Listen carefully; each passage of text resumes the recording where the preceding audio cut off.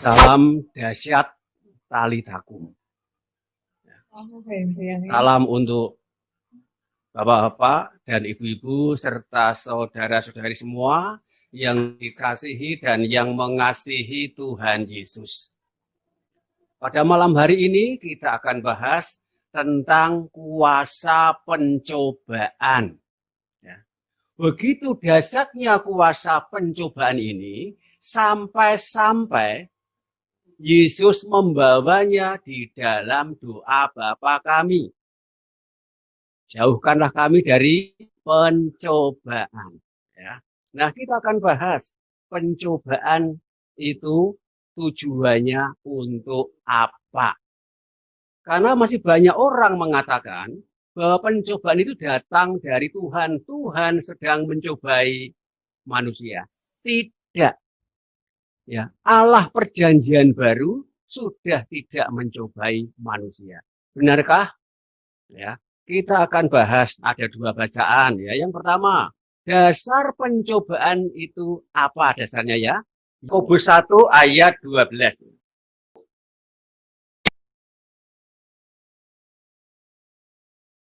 Berbahagialah orang yang bertahan dalam pencobaan, sebab apabila ia sudah tahan uji, ia akan menerima mahkota kehidupan yang dijanjikan Allah kepada barang siapa yang mengasihi Dia.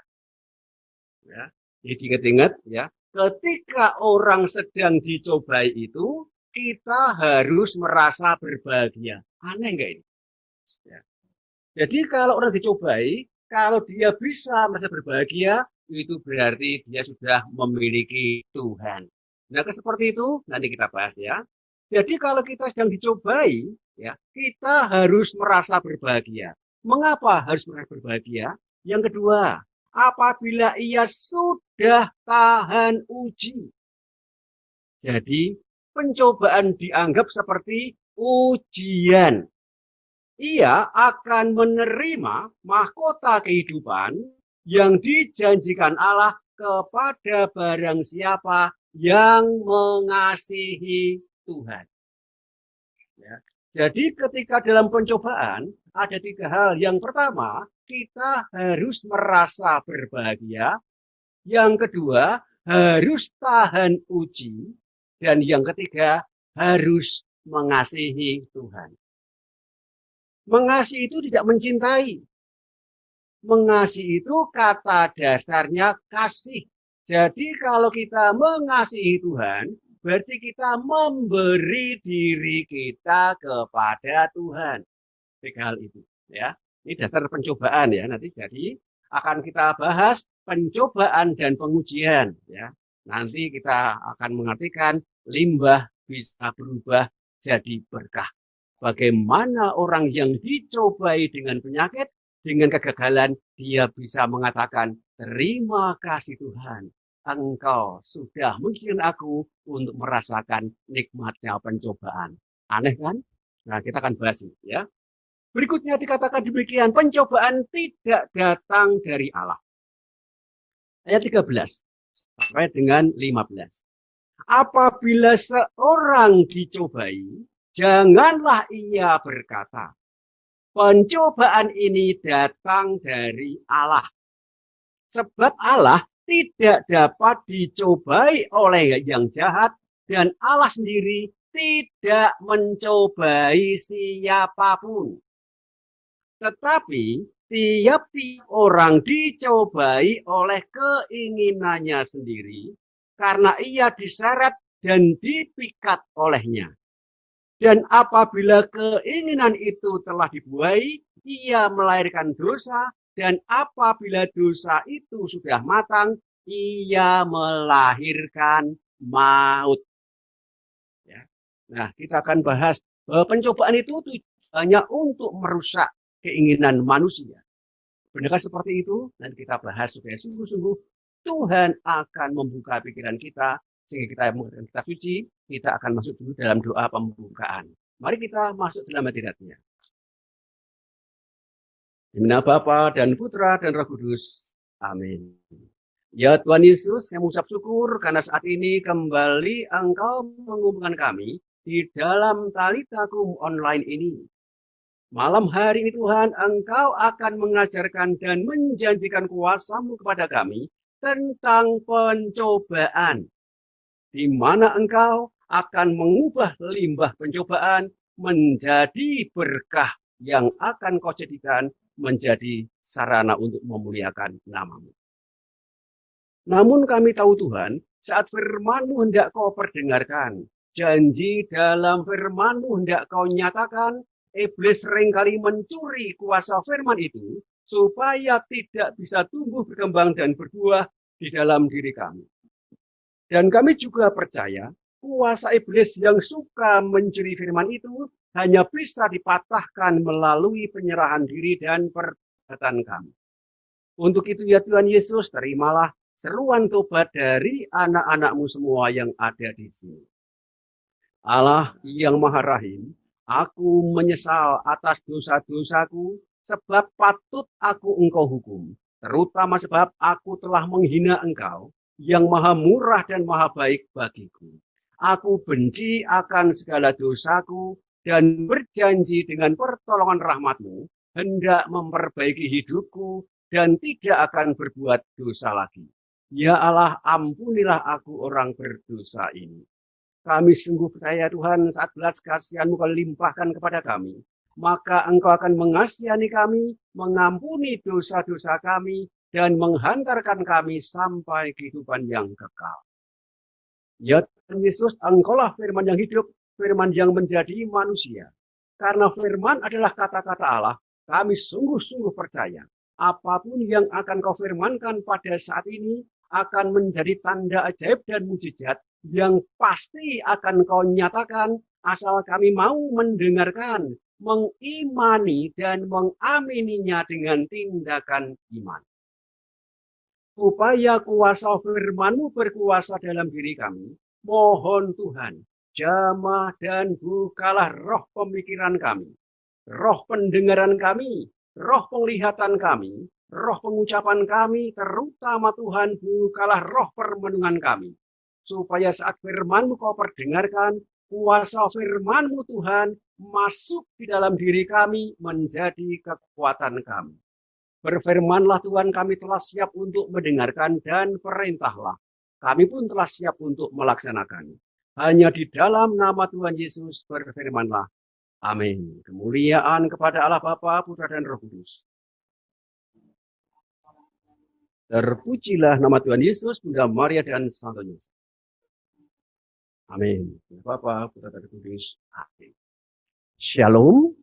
Berkah dalam malam hari ini kita bahas tentang pencobaan. Tadi dikatakan bahwa pencobaan tidak datang dari Allah. Allah tidak mencobai siapapun.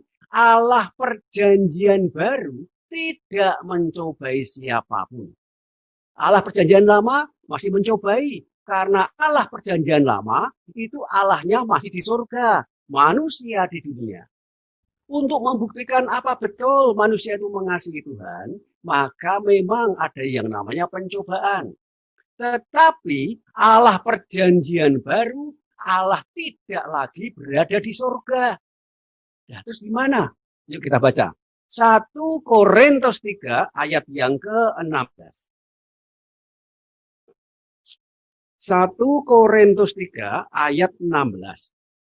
Tidak tahukah kamu bahwa kamu adalah bait Allah dan bahwa roh Allah diam di dalam kamu? Jadi roh Allah ada di mana? Di dalam diri Anda dan saya. Di dalam diri manusia. Itu Allah perjanjian baru. Kalau Allah sudah ada di dalam diri manusia, tidak mungkin Allah akan mencobai. Nah, mungkin kita bertanya, sejak kapan roh Allah tinggal di dalam diri kita? Bagi yang Katolik, itu diterima saat terima baptisan krisma atau penguatan. Bagi yang Kristen, saat terima baptisan sidi. Baptisan krisma, penguatan. Dasarnya apa? Yuk kita baca. 1 Samuel 16 ayat 13. 1 Samuel 16 ayat 13. Samuel mengambil tabung tanduk yang berisi minyak itu dan mengurapi Daud di tengah-tengah saudara-saudaranya. Sejak hari itu dan seterusnya berkuasalah Roh Tuhan atas Daud, lalu berangkatlah Samuel menuju Rama. Jadi ketika Samuel diutus oleh Allah untuk mengurapi Daud dengan minyak urapan, sejak hari itu dan seterusnya berkuasalah Roh Tuhan atas Daud. Jika Daud dikuasai Roh Tuhan lewat minyak urapan, Daud berperang selalu menang, itu masuk akal. Karena yang memenangkan adalah Roh Tuhan yang telah menguasai Daud yang berasal dari minyak urapan oleh Nabi Samuel. Bagi orang Katolik yang sudah baptisan krisma, itu menerima minyak krisma dari uskup. Harusnya diimani bahwa ketika orang Katolik terima baptisan krisma, terima minyak, itu adalah menerima Roh Kudus. Roh Kudus tinggal di dalam orang yang terima krisma. Allah Roh Kudus sudah ada dalam orang yang terima krisma. Dan harusnya kalau orang sudah terima Roh Kudus dalam diri orang yang terima krisma, itu harusnya setan keluar, setan tidak bisa masuk. Karena Roh Kudus telah berkuasa. Maka jangan kaget ketika Roh Kudus diterima oleh orang yang terima krisma, kemudian oleh uskup yang memberikan minyak krisma itu menampar pipi orang yang terima krisma. Kemudian diubah namanya menjadi sakramen penguatan. Karena orang terima Roh Kudus, pasti dia menjadi kuat. Itu Allah perjanjian baru sudah tinggal di dalam diri manusia. Kemudian ada juga Roh Kudus juga sudah tinggal dalam diri kita. Yuk kita baca. 1 Korintus 6 ayat 19 dan 20. 1 Korintus 6 ayat 19 dan 20. Atau tidak tahukah kamu bahwa tubuhmu adalah bait Roh Kudus yang diam di dalam kamu? Roh Kudus yang kamu peroleh dari Allah, dan bahwa kamu bukan milik kamu sendiri. Sebab kamu telah dibeli dan harganya telah lunas dibayar. Karena itu muliakanlah Allah dengan tubuhmu. Jadi Roh Kudus itu sudah ada di dalam diri kita. Sehingga kita ini ya menjadi milik Tuhan yang ada di dalam diri kita. Sejak kapan kita menerima Tuhan? Ayat 20 dikatakan, ya. Sebab kamu telah dibeli dan harganya telah lunas dibayar. Oleh siapa? Oleh Tuhan Yesus. Tuhan Yesus sudah menebus dosa. Karena upah dosa adalah maut, maka cara menebus dosa dengan membayarnya lewat kematian. Sudah dibayar lunas. Dan bagi mereka yang menerima Yesus, maka dia terima Roh Kudus. Tuhan Yesus di dalam Roh Kudus. Untuk melambangkan bahwa Roh Kudus sudah tinggal dalam diri kita, maka lewatnya perjamuan kudus komuni. Kita baca Yohanes 6 ayat 56. Yohanes 6 ayat 56. Barang siapa makan dagingku dan minum darahku, ia tinggal di dalam aku dan aku di dalam dia. Jadi waktu Anda dan saya ini menerima perjamuan kudus komuni, sesungguhnya Tuhan Yesus di dalam rohnya yang kudus sudah ada di dalam diri Anda dan saya. Dan jika kita mengimani, punya iman bahwa saat kita ini terima perjamuan kudus komuni, Tuhan sudah ada dalam diri kita, setan keluar, setan tidak bisa masuk, gendam, santet, mantra tidak bisa masuk. Tapi sayangnya banyak orang-orang gereja ini hanya sekedar melakukan tata cara. Waktu terima perjamuan kudus komuni, yang masuk bukan Tuhan Yesus, bukan Roh Kudus. Yang masuk adalah roti sempe. Loh, mengapa seperti itu? Lah kok setan masih bisa masuk, gendam, santet, mantra kok masih bisa masuk? Berarti hanya sekedar pacaran. Itu adalah firman Tuhan, janji Tuhan, perintah Tuhan. Jika Anda dan saya ini telah terima perjamuan kudus komuni, Tuhan tinggal di dalam diri saya dan Anda. Jika Anda sebagai orang Katolik itu sudah terima krisma, sesungguhnya Tuhan di dalam Roh Kudus sudah ada di dalam diri kita. Allah perjanjian baru tidak lagi ada di surga, tapi dia turun ke dunia sebagai Roh Kudus masuk dalam diri manusia. Jadi sangat masuk akal. Kalau Yakobus mengatakan bahwa pencobaan tidak datang dari Allah. Nah, terus kalau tidak datang dari Allah, dari siapa? Yuk kita baca. Matius 4 ayat 1 dan 2. Maka Yesus dibawa oleh Roh Kudus ke padang gurun untuk dicobai iblis.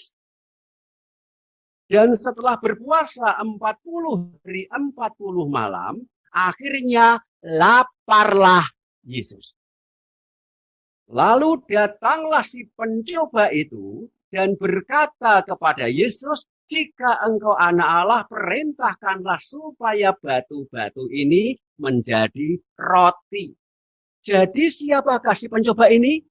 Iblis.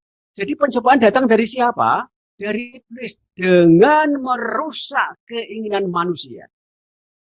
Kalau keinginan manusia ini sudah mulai mendengarkan perintah iblis, maka menjadi dosa. Dan jika dosa itu sudah matang, jadi alat iblis, maka melahirkan maut. Iblis mencobai manusia lewat keinginan. Ya, contoh yang gampang. Matius 4, ya, ayat yang 1 sampai dengan ayat 10. Ada 3 pencobaan iblis yang dilakukan kepada Tuhan Yesus. Iblis selalu mencobai dengan 3 hal ini. Daging, pikiran, kemudian duniawi. Ini kita baca. Matius 4, ya, bab 1 sampai dengan 4. Maka Yesus dibawa oleh Roh Kudus ke padang gurun untuk dicobai iblis. Dan setelah berpuasa 40 hari 40 malam, akhirnya laparlah Yesus. Jadi Yesus itu tidak makan 40 hari 40 malam, lapar. Berarti tidak begitu haus. Boleh minum tapi tidak boleh makan. Nah, ketika orang lapar, pasti keinginannya apa? Makan. Nah, iblis tahu bahwa Yesus yang berpuasa 40 hari 40 malam dalam keadaan lapar, iblis mulai merusak pikiran manusia dengan tuntutan makanan, tuntutan daging. Maka kata iblis demikian pada yang ketiga. Lalu datanglah si pencoba itu dan berkata kepada Yesus, jika engkau anak Allah, perintahkanlah supaya batu-batu ini menjadi roti. Kira-kira menurut Anda, bisa enggak Yesus itu mengubah batu jadi roti? Pasti bisa. Tapi Yesus tidak melakukannya. Mengapa tidak melakukan? Karena yang memerintahkan adalah iblis. Karena dalam kitab surat Musa itu dikatakan kalau kita ingin berkat, dengarkan dan lakukan perintah Tuhan. Jika kamu menyimpang dari jalan yang kuperintahkan kepadamu, maka kamu berjalan menuju kutuk.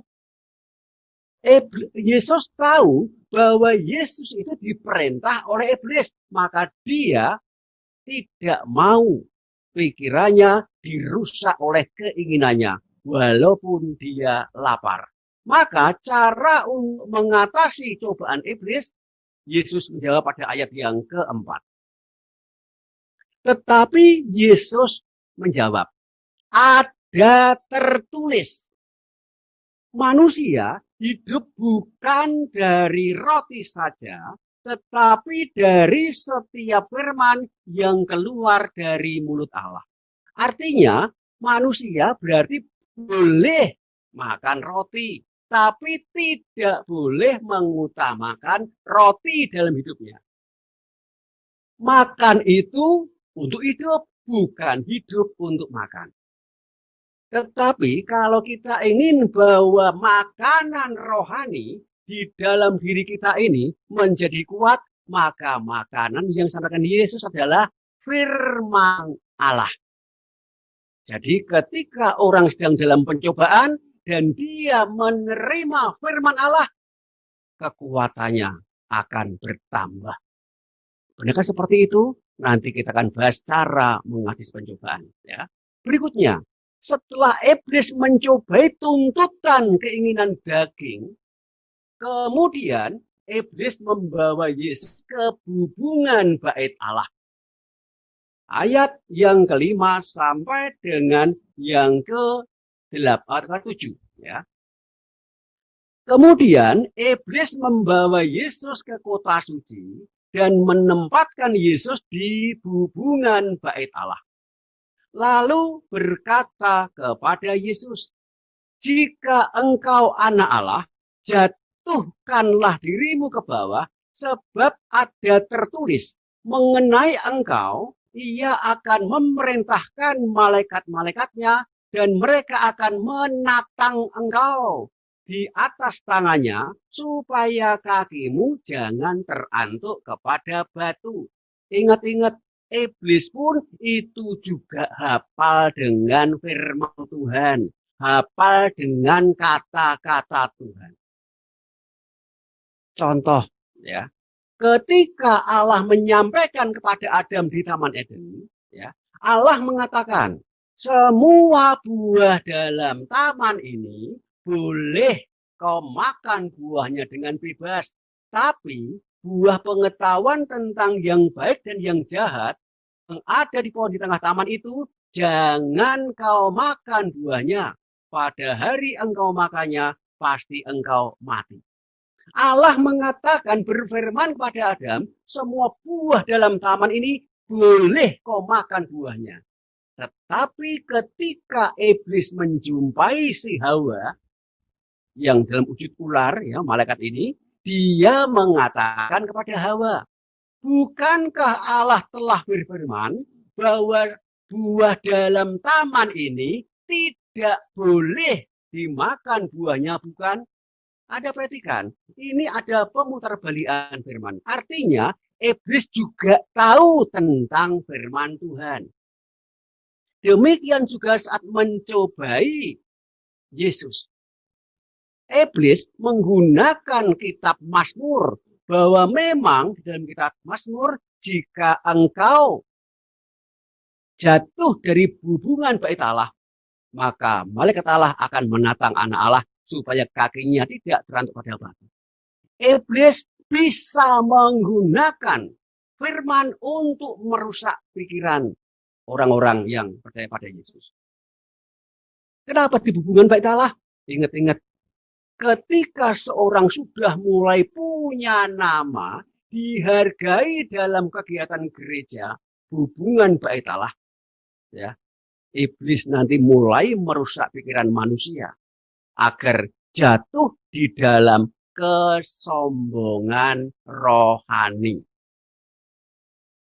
Itu bisa diperhatikan, ya. Kalau dia dulu pernah menjabat sebagai ketua di dalam kegiatan gereja, kemudian selesai masa baktinya, kemudian berikutnya ada pemilihan dan dia dipilih menjadi pembantu umum dan dia marah, hati-hati, ya. Itu berarti yang dia cari dalam kegiatan gereja adalah untuk namanya sendiri, tidak untuk melayani Tuhan.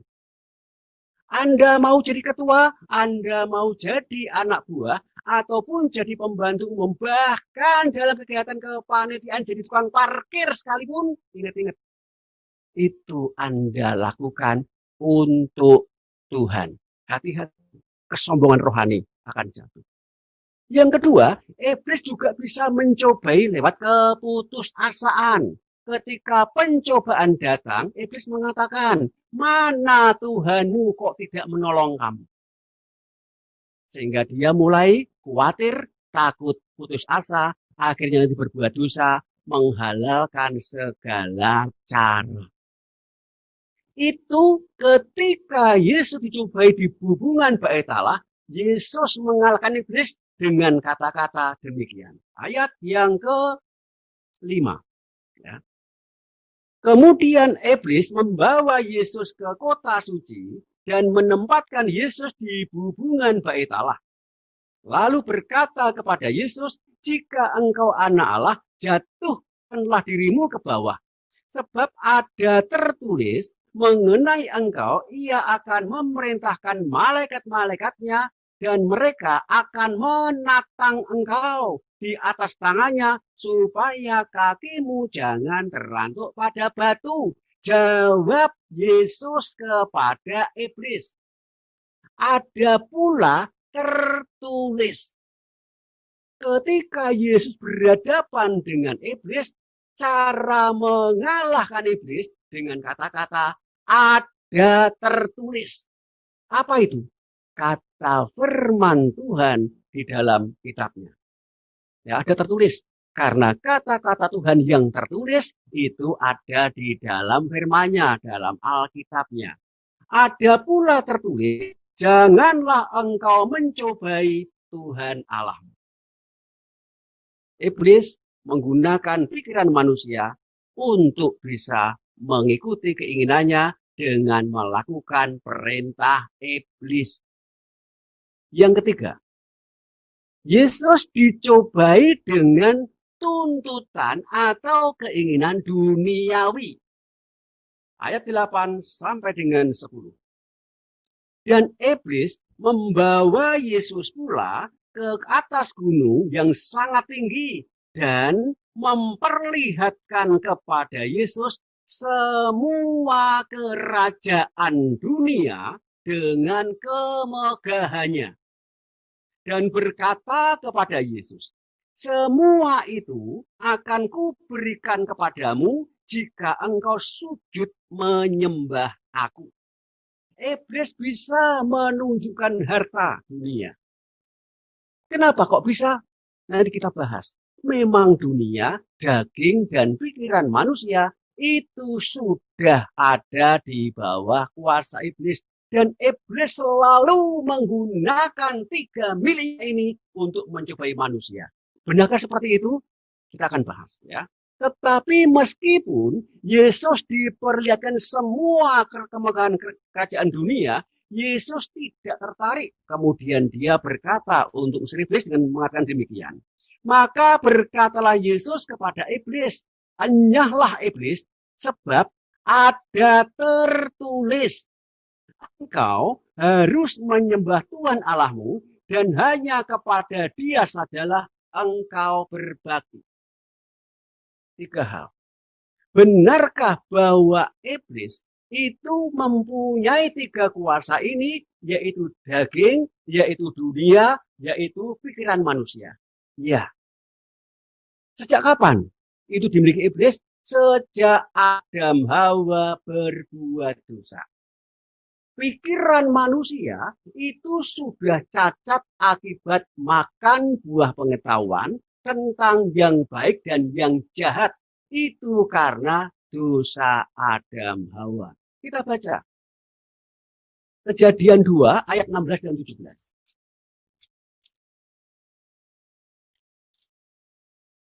Lalu Tuhan Allah memberi perintah ini kepada manusia. Semua pohon dalam taman ini boleh kau makan buahnya dengan bebas.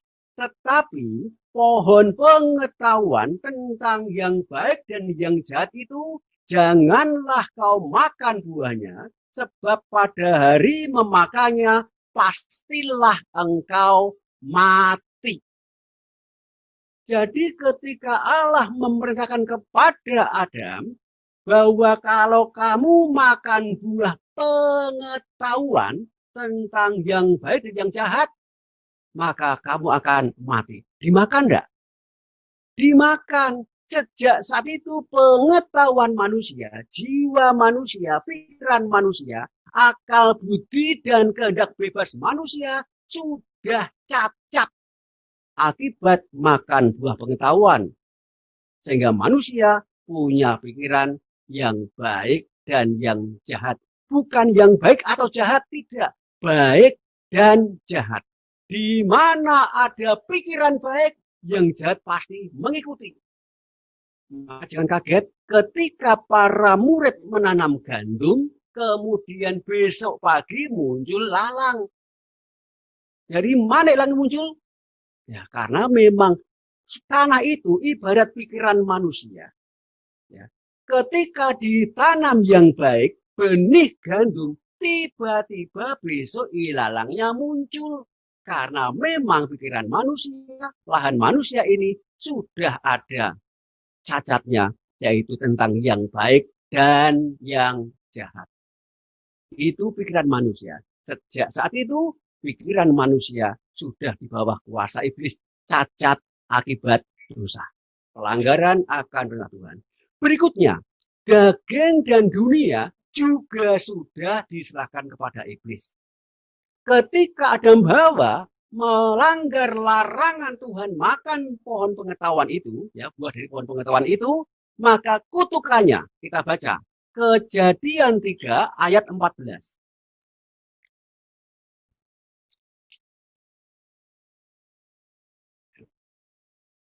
Lalu berfirmanlah Tuhan Allah kepada ular itu, karena engkau berbuat demikian, terkutuklah engkau di antara segala ternak dan di antara segala binatang hutan. Dengan perutmulah engkau akan menjalar, dan debu tanahlah akan kau makan seumur hidupmu. Ketika Adam Hawa berbuat dosa, Allah mengatakan pada iblis, debu tanah menjadi makananmu seumur hidupmu. Debu tanah sekarang sudah jadi milikmu di bawah kuasamu. Padahal yang terbuat dari debu tanah adalah daging manusia dan dunia. Sejak saat itu, daging manusia dan dunia itu sudah di bawah kuasa iblis. Sesuatu yang menjadi milik iblis terkena kutukan dosa. Dan upah dosa adalah maut. Jangan kaget, daging manusia mengalami kutukan dosa, kematian. Dan jangan kaget pula ketika Anda baca dalam Alkitab ini, kalau ada kata-kata daging, itu berarti artinya dosa. Jangan hidup dalam kuasa daging. Perbuatan daging telah nyata. Jika dalam Alkitab ada kata-kata dunia, juga berarti dosa. Jangan hidup seperti dunia ini. Jangan mengutamakan dunia ini. Mengapa begitu? Karena daging manusia dan dunia sudah di bawah kuasa iblis. Anda perhatikan, jadi ketika Adam Hawa berbuat dosa, 3 hal yang menjadi milik iblis, yaitu pikiran manusia, jiwa manusia, daging manusia, dan dunia. itu yang menjadi milik iblis. Jadi kalau sampai ada orang beriman ini jatuh ke dalam dosa, maka iblis tahu bagaimana cara menjatuhkan. Dia menggunakan pencobaan apa yang dia miliki, yaitu pikiran, daging, dan dunia. Bukankah seperti itu? Kita akan bahas satu persatu, ya. Nah, ketika Adam Hawa sudah terkena kutukan dosa, pikiran, daging, dan dunia sudah diserahkan pada iblis, kemudian Adam Hawa dibuang ke dunia. Coba kita baca. Kejadian 3 ayat 23 dan 24. Dikatakan demikian. Lalu Tuhan mengusir dia dari Taman Eden supaya ia mengusahakan tanah dari mana ia diambil. Dulu Adam itu dibuat dari tebu tanah yang diambil dari dunia, kemudian ditempatkan di Taman Eden. Ketika berbuat dosa, ia dibuang ke tempat di mana ia diambil, yaitu dibuang ke dunia. Kemudian ayat 14-nya. Ia menghalau manusia itu dan di sebelah timur Taman Eden ditempatkannya lah beberapa kerub dengan pedang yang bernyala-nyala dan menyambar-nyambar untuk menjaga jalan ke pohon kehidupan. Di tengah taman ada 2 pohon pengetahuan tentang yang baik dan yang jahat, dan pohon kehidupan. Kalau Adam Hawa makan buah dari pohon kehidupan, akan hidup selama-lamanya. Itu tidak dilarang. Karena memang Adam Hawa dicipta untuk hidup selama-lamanya. Tapi karena Adam Hawa sudah terlanjur berbuat dosa, terkena kutukan dosa yaitu kematian, supaya nanti Adam Hawa tidak ditipu oleh iblis untuk makan buah kehidupan sehingga nanti akan berdosa selama-lamanya, maka Allah membuang Adam Hawa ke dunia. Kemudian Allah kembali ke surga, manusia tinggal di dunia, pintu Taman Eden ditutup dijaga oleh kerub, oleh malaikat dengan pedang yang bernyala-nyala. Allah perjanjian lama itu sekarang ada di surga akibat dosa Adam, dan Adam Hawa dibuang ke dunia. Ya. Maka jangan kaget ketika dalam Roma 5 ayat 12 dikatakan demikian. Roma 5 ayat 12. Sebab itu, sama seperti dosa telah masuk ke dalam dunia oleh satu orang, dan oleh dosa itu juga maut, demikianlah maut itu telah menjalar kepada semua orang, karena semua orang telah berbuat dosa.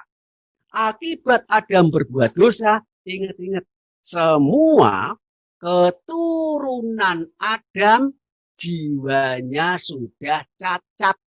Akal budi dan kehendak bebasnya sudah cacat akibat makan buah pengetahuan yang baik dan yang jahat. Ya, akan muncul berbarengan. Kemudian daging manusia mengalami kutukan dosa yaitu maut, yaitu kematian. Senang atau tidak. Nah sekarang coba Anda renungkan. Sudah jiwa manusia itu cacat akibat makan buah pengetahuan, dagingnya diserahkan kepada iblis, kemudian manusia dibuang ke dunia yang hidup di bawah kuasa iblis. Celaka enggak manusia ini? Roh manusia belum diserahkan pada Tuhan. Padahal roh manusia itu ada di dalam daging yang dikuasai oleh jiwa dan tinggal di dunia yang di bawah kuasa iblis. Betapa terjepitnya roh manusia ini. Nah, roh manusia inilah yang nanti akan diselamatkan Allah melalui penebusan, melalui dirinya akan jadikan dia menjadi Tuhan sebagai mempelai laki-laki. Maka ketika manusia sudah terkena kutukan dosa, Allah ingin menyelamatkan manusia, dia menjanjikan ada penebusan dan ada keselamatan. Kita baca firman Tuhan. Yesaya 54 ayat yang ke-5. Yesaya 54 ayat yang ke-5. Sebab yang menjadi suamimu ialah Dia yang menjadikan engkau Tuhan semesta alam namanya. Tak ulangi. Ingat ya. Sebab yang menjadi suamimu. Tuhan menjanjikan demikian. Sebab yang menjadi suamimu ialah Dia yang menjadikan engkau Tuhan semesta alam namanya. Dan yang menjadi penebusmu ialah yang Maha Kudus, Allah Israel. Ia disebut Allah seluruh bumi. Itu janji Allah sejak zaman Yesaya bahwa nanti Tuhan semesta alam ini akan menjadi suami manusia. Dan itu digenapi oleh Tuhan Yesus. Tuhan Yesus mengatakan bahwa Tuhan adalah mempelai laki-laki, gereja atau manusia adalah mempelai perempuan. Mengapa demikian? Karena itu hanyalah lambang. Mempelai laki-laki dilambangkan dengan yoni, mempelai perempuan dilambangkan dengan lingga. Ya. Yang masuk itu yoni dalam diri lingga. Yang masuk dalam diri manusia, dalam mempelai manusia, dalam gereja, dalam orang yang percaya pada Yesus, yang masuk itu mempelai laki-laki. Tuhan Allah di dalam rohnya yang kudus masuk di dalam diri kita. Itu menjadikan dia suami. Ya. Kemudian dikatakan yang menebus manusia, yang jadi penebusmu ialah Allah seluruh bumi. Mengapa Allah yang harus menebus manusia? Iya, karena memang Allah sendiri yang telah menyerahkan Adam Hawa manusia kepada iblis. Allah sendiri yang telah mengutuk manusia terkena kutukan kematian. Allah sendiri yang telah membuang manusia ke dunia, Allah sendiri yang telah menutup pintu surga. Maka Allah sendiri harus yang menebus manusia. Maka dia menjadi manusia. Mengapa begitu? Karena untuk menebus dosa dan upah dosa adalah maut dan maut adalah mati, maka dia menjadi manusia, membayar dosa dengan cara mati. Penebusan dosa juga digenapi oleh Tuhan Yesus. Nah, ketika Tuhan Yesus ini sudah mati untuk menebus dosa, sudah dibayar lunas, maka nanti manusia bisa menjadi milik Tuhan sendiri. Kita baca 1 Korintus 6 ayat 19 dan 20 yang tadi sudah kita baca. Kita baca sekali lagi. 1 Korintus 6 ayat 19 dan 20. Atau tidak tahukah kamu bahwa tubuhmu adalah bait Roh Kudus yang diam di dalam kamu, Roh Kudus yang kamu peroleh dari Allah, dan bahwa kamu bukan milik kamu sendiri. Sejak kapan dikatakan? Sebab kamu telah dibeli dan harganya telah lunas dibayar. Anda ketika terima sang penebus dosa Tuhan Yesus Kristus, Anda sudah dibeli, harganya sudah lunas dibayar. Anda menjadi milik Tuhan. Di dalam roh yang kudus yang tinggal dalam diri Anda. Anda tidak hanya milik Tuhan ketika roh Tuhan ada dalam diri Anda.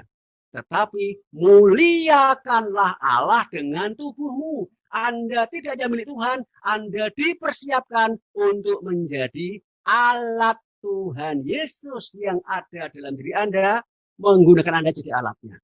Memuliakan nama Tuhan dengan tubuhmu. Itu rencana Allah dan itu sudah dilakukan oleh gereja melalui perjamuan kudus komuni.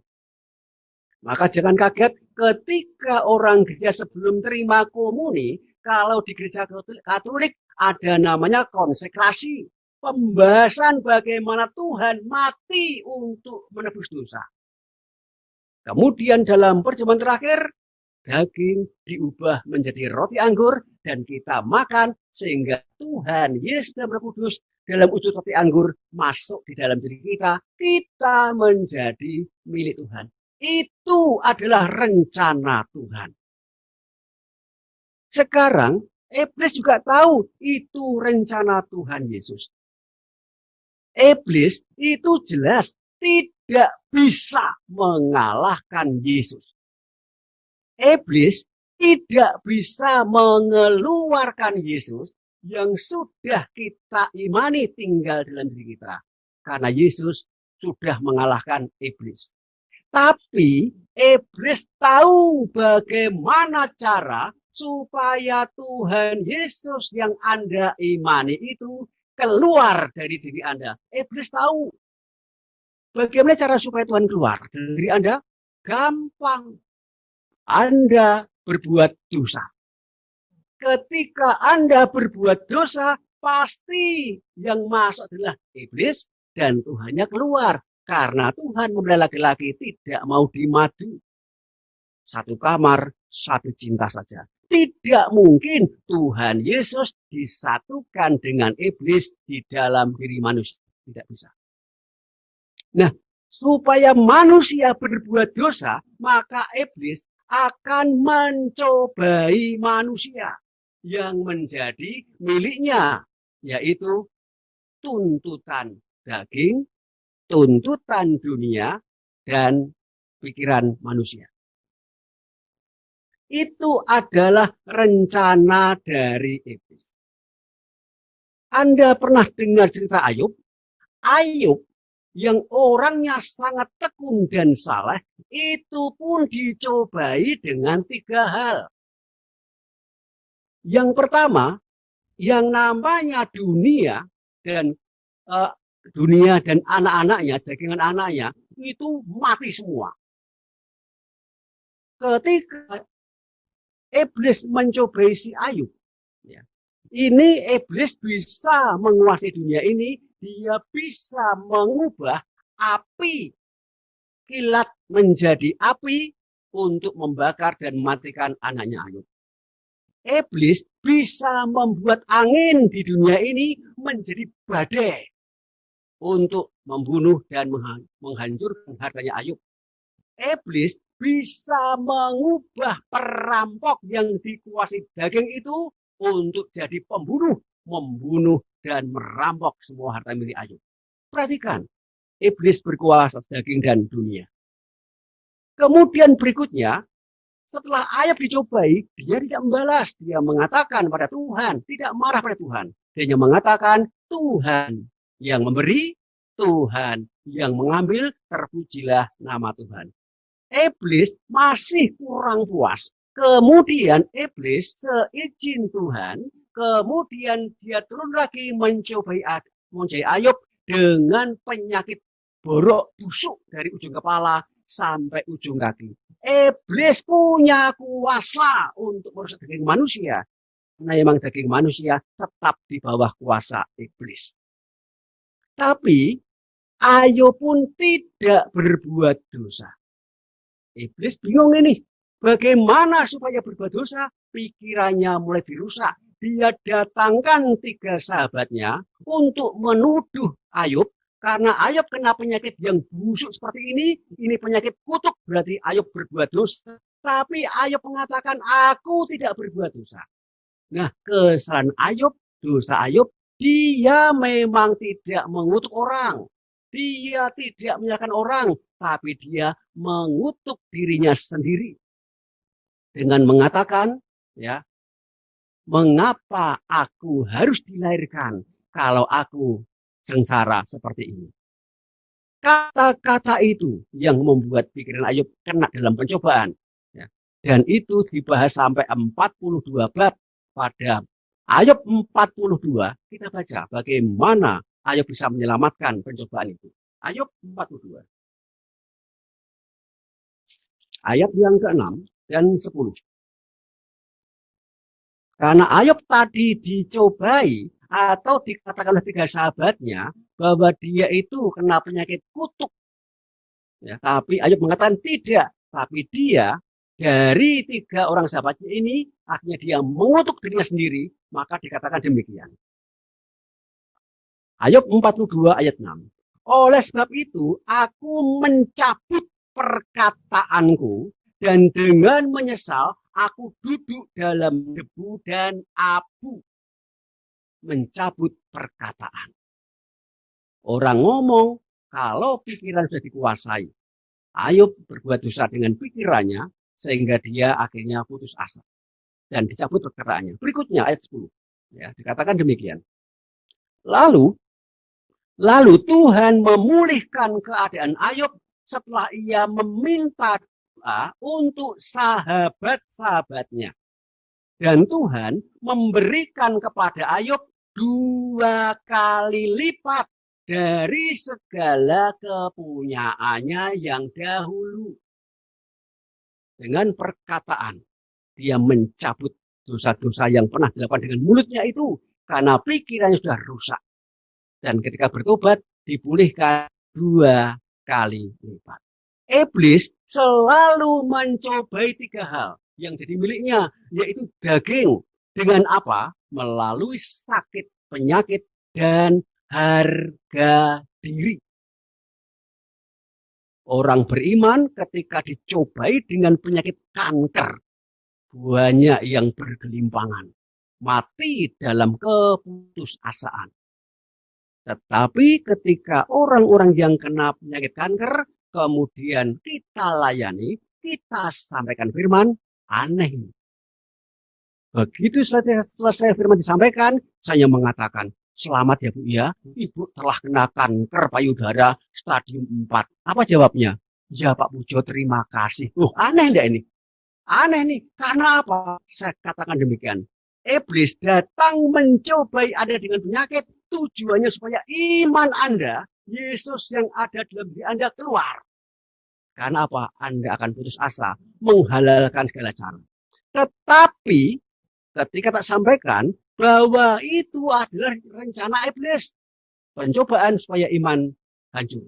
Tetapi rencana Tuhan menjadi pengujian. Jika nanti Anda disembuhkan oleh Tuhan Yesus, Anda akan dipakai menjadi saksi dan alat Tuhan Yesus untuk menyelamatkan orang-orang yang dicobai dengan penyakit kanker seperti yang sekarang ini Anda alami. Limbah jadi berkah. Bagaimana caranya? Itu yang kita bahas. Jadi jika Anda hari ini sedang mengalami pencobaan daging, entah sakit penyakit, harga diri Anda dijatuhkan, diremukkan. Ingat-ingat, jangan sampai Anda jatuh ke dalam dosa. Itu daging. Yang kedua adalah dunia. Dunia itu biasanya adalah kekayaan, jabatan. Banyak orang-orang yang sudah aktif dalam menggereja, kemudian waktu dia kaya, kemudian kena pencobaan yang namanya jatuh miskin, bangkrut, punya banyak utang, akhirnya putus asa dan mati sesak napas. Banyak enggak ya? Banyak ini karena apa? Hidupnya adalah mengutamakan harta. Tetapi ketika seorang yang punya seperti itu kita layani, saya sampaikan, Pak, saya mau tanya, di luar sana banyak ada orang yang ditipu, akhirnya bangkrut, punya banyak utang, dan muncul banyak penyakit. Banyak Pak Pujo. Apakah Bapak ingin dipakai oleh Tuhan untuk bisa menyelamatkan orang-orang yang dalam sakit penyakit karena ditipu kebangkrutan? Dia mengatakan, ya kalau Tuhan mau. Tapi Bapak mau? Mau Pak. Kalau begitu, Bapak akan menjadi saksi Tuhan Yesus. Bapak siap jadi saksi? Ya Pak, siap. Siap, Bapak akan menerima kesaksian itu. Cuma enggak enaknya waktu terima kesaksian harus ngalami sendiri. Nah, pas ngalami itu tidak enak pencobaan. Tapi nanti ketika Anda lulus ujian, maka Anda akan dipakai oleh Tuhan Yesus menyelamatkan orang-orang yang jatuh dalam pencobaan karena hutang bangkrut, dan banyak masalah. Itu nyata. Demikian juga ketika orang harga dirinya diinjak-injak. Tidak usah khawatir. Jangan pernah takut kehilangan harga diri Anda. Tapi takutlah jika Anda kehilangan Yesus. Yesus pun juga punya harga diri yang lebih besar daripada engkau, daripada Anda. Yesus itu adalah Allah yang menjadi manusia, bahkan lebih rendah dari manusia. Apakah dia balas? Tidak. Memangnya harga diri Anda dan saya lebih tinggi daripada Yesus? Yesus saja yang mau jadi manusia adalah Allah yang punya kemahaan semuanya, itu mau jadi manusia, bahkan lebih rendah dari manusia, harganya diinjak-injak sampai kayak peng-peng kotor, nggak balas. Belajarlah supaya kita pun saat yang namanya daging dan dunia cobai, jangan pernah putus asa. Demikian juga dengan jabatan. Ingat-ingat, banyak orang yang karena jabatan itu banyak menjual iman. Banyak orang yang mengejar jabatan, dia berani mempertaruhkan Tuhannya datang pada dukun, orang meter dan suhu. Banyak pencobaan. Iblis mengatakan, jika engkau ingin mendapatkan seluruh dunia dan kemuliaannya, datang kepadaku dan sembahlah aku. Ikuti perintahku. Maka kamu akan mendapatkan semuanya itu. Itu adalah dunia. Dan yang ketiga adalah pikiran manusia. Hati-hati. Mencobai pikiran orang beriman itu satu dengan sombong dan lupa diri. Ketika orang berhasil, banyak yang sombong, lupa diri, lupa keluarga, kemudian lupa Tuhannya. Tapi pikiran manusia ketika mengalami pencobaan juga bisa menjadi khawatir, takut, dan putus asa. Sehingga akhirnya menghalalkan segala cara. Hati-hati, apakah sekarang Anda sedang jatuh dalam proses pencobaan, entah daging, entah dunia, ataupun dalam perasaan atau pikiran Anda? Kita akan bahas bagaimana cara untuk menyelesaikan pencobaan ini. Yang pertama, cara menyelesaikan. Karena iblis tahu bahwa cara mengeluarkan Yesus adalah dengan pencobaan. Cara mengatasi pencobaan kita baca. Yakobus 1 ayat 2 sampai dengan 8. Yakobus 1 ayat 2 sampai dengan 8. Dikatakan demikian. Saudara-saudaraku, anggaplah sebagai suatu kebahagiaan apabila kamu jatuh ke dalam berbagai-bagai pencobaan. Ini lebih gila lagi. Jadi kalau Anda jatuh ke dalam berbagai-bagai pencobaan, banyak pencobaan, Anda harus merasa berbahagia. Bisa. Tapi itu adalah perintah Tuhan. Ya. Dikatakan demikian. Berikutnya. Sebab kamu tahu bahwa ujian terhadap imanmu itu menghasilkan ketekunan. Dan biarkanlah ketekunan itu memperoleh buah yang matang, supaya kamu menjadi sempurna dan tak kekurangan suatu apapun. Jadi ketika pencobaan datang, ingat-ingat itu harus kita anggap sebagai ujian. Anda pernah ujian? Dari SD mau ke SMP, ada ujian. Dari SMP ke SMA, ada ujian. Di SMA mau ke mahasiswa, ada ujian. Bukan nih? Kenapa ada ujian? Supaya Anda bisa mengajar ada orang yang di bawah Anda. Kalau Anda ingin mengajar anak SD, Anda harus lulus SD, minimal SMP, baru bisa ngajar anak SD. Demikian juga kalau Anda ingin bisa mengajar, menguatkan orang-orang yang kena penyakit kanker, maka Anda harus mengalami dulu ujian itu, yaitu kena kanker sampai Anda lulus ujian.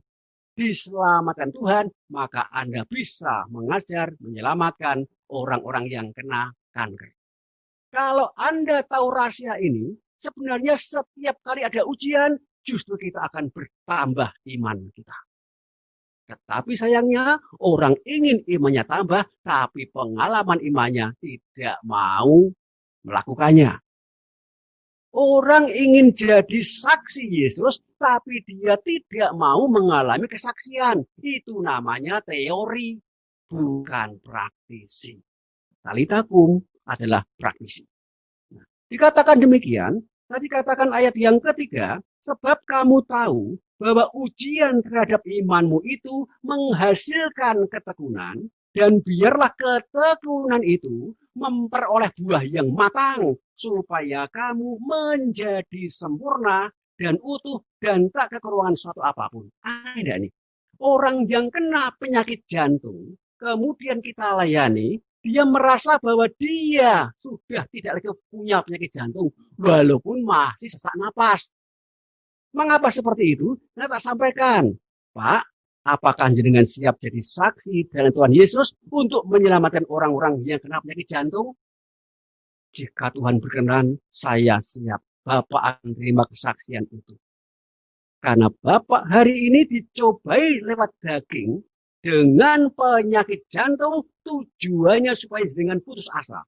Akhirnya tidak percaya pada Tuhan. Mana Tuhanmu? Engkau sudah ke gereja, sudah aktif menggereja, sudah tekun berdoa, sudah baca Alkitab. Kenapa sakit tidak sembuh-sembuh?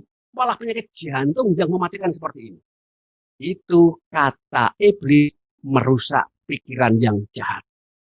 Tetapi jika hari ini pikiran yang baik, buah pengetahuan yang baik, Bapak terima, saya saat ini memang dicobai dengan penyakit jantung oleh iblis. Tapi saya percaya bahwa nanti jika Tuhan menyembuhkan saya akan dipakai menjadi saksi dan Tuhan Yesus menyelamatkan banyak orang yang kena penyakit jantung. Maka dia merasa tidak kekurangan suatu apapun karena dia siap untuk jadi saksi dan alat Tuhan Yesus. Itu adalah dinamakan ketika dia dicobai tidak kekurangan suatu apapun. Karena dia tahu rencananya, berbahagialah orang yang dicobai karena akan dipakai menjadi saksi dan alat Tuhan. Berikutnya dikatakan demikian, ya, pada ayat yang kelima, tetapi apabila di antara kamu ada yang kekurangan hikmat, hendaklah ia memintakannya kepada Allah yang memberikan kepada semua orang dengan murah hati dan dengan tidak membangkit-bangkit, maka hal itu akan diberikan kepadanya. Apa itu? Hikmat. Jadi untuk mengatasi pencobaan, Anda dan saya harus punya hikmat. Nah, nanti hikmat itu apa? Kita akan bahas. Berikutnya dikatakan demikian. Ayat yang ke-8. Hendaklah ia memintanya dalam iman. Dan sama sekali jangan bimbang. Sebab orang yang bimbang sama dengan gelombang laut yang diombang-ambingkan kian kemari oleh angin. Orang yang demikian janganlah mengira bahwa ia akan menerima sesuatu dari Tuhan. Sebab orang yang mendua hati tidak akan tenang dalam hidupnya. Jadi untuk mengatasi pencobaan itu dengan cara iman dan hikmat. Iman. Iman itu apa? Ya. Ingat-ingat bahwa iman itu memang adalah percaya. Tapi percaya belum tentu iman. Ya. Karena iman itu sebenarnya bukan sesuatu. Iman itu adalah seseorang. Benarkah seperti itu? Yuk kita baca Galatia. Kita baca Galatia. Galatia ya. Galatia 3 ayat yang ke-22 sampai dengan 26. Tetapi kitab suci telah mengurung segala sesuatu di bawah kekuasaan dosa, supaya oleh karena iman dalam Yesus Kristus janji itu diberikan kepada mereka yang percaya. Ayat 23. Sebelum iman itu datang, kita berada di bawah pengawalan hukum Taurat. Jadi sebelum iman datang, ada firman Taurat yang disampaikan. Ya. Dan dikurung sampai iman itu telah dinyatakan. Jadi hukum Taurat adalah penuntun bagi kita sampai Kristus datang supaya kita dibenarkan karena iman. Anda perhatikan ya, dikatakan di sini.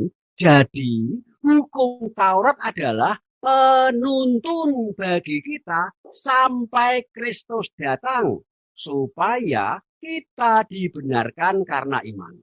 Ayat 25-nya. Sekarang iman itu telah datang. Siapa yang dijanjikan? Yesus. Ya.